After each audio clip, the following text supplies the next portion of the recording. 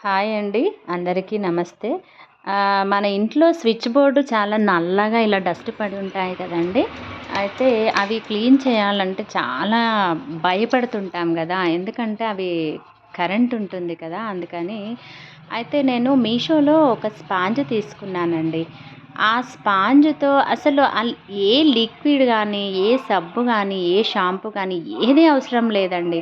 Just ఆ sponge వాటర్‌లో తడిపేసి ఇలా క్లీన్ చేసుకుంటూ పోవడమే అంతే. అయితే మధ్య మధ్యలో ఆ స్విచ్ బోర్డుకున్న డస్ట్ మొత్తం ఆ స్పాంజ్‌కి ఉంటుంది కదండీ! మధ్య మధ్యలో అలా వాటర్‌లో తడిపేసి మళ్ళీ క్లీన్ చేసుకొని మళ్ళీ స్టార్ట్ చేయాలండి. చూడండి, ఆ డస్ట్ మొత్తము ఎంత బాగా క్లీన్ అవుతుందో చూడండి. జస్ట్ ఇలా తుడవడమే అండి. అంతే, మనం ఏమీ కష్టపడాల్సిన అవసరం లేదు. స్విచ్ బోర్డ్‌లోకి వాటర్ ఎళ్తాయి అన్న భయం కూడా లేదండి. ఎందుకంటే జస్ట్ వాటర్‌లో తడిపి ఇలా పిండేసి ఆ స్పాంజ్ తీసుకొచ్చి ఇలా తుడవడమే అంతే అండి.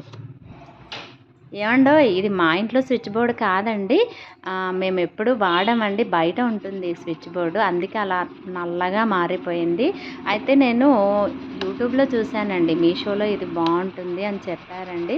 అందుకని సరే ఒకసారి తీసుకొని ట్రై చేద్దామని ట్రై చేస్తున్నాను అంతే.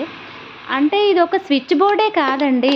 మనకు గోడలు కానీ, ఎక్కడ మనకు డర్టీగా అనిపించినా జస్ట్ స్పాంజ్ అలా తడిపేసి అలా తుడిస్తే సరిపోతుందండి అంతే.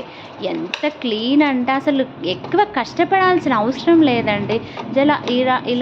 ఇలా తుడిస్తే చాలు క్లీన్ అయిపోతుంది అంతే. చూడండి, మనం మామూలుగా బుక్‌లో పెన్సిల్‌తో రాసింది ఎరేజ్ ఎలా చేస్తామండి ఎరేజర్‌తో, అలాగే అంతే. కాకపోతే కొంచెం ఎక్కువ టైము ఇలా తుడుచుకుంటూ పోవాలి. చూసారా?